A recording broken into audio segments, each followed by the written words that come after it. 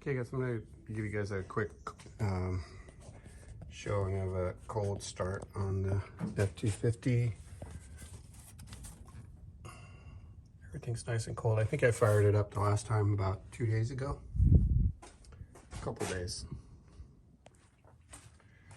And usually, I don't really have to do too much. Basically, I give it like a pump. Really all you need to do. Fires right up.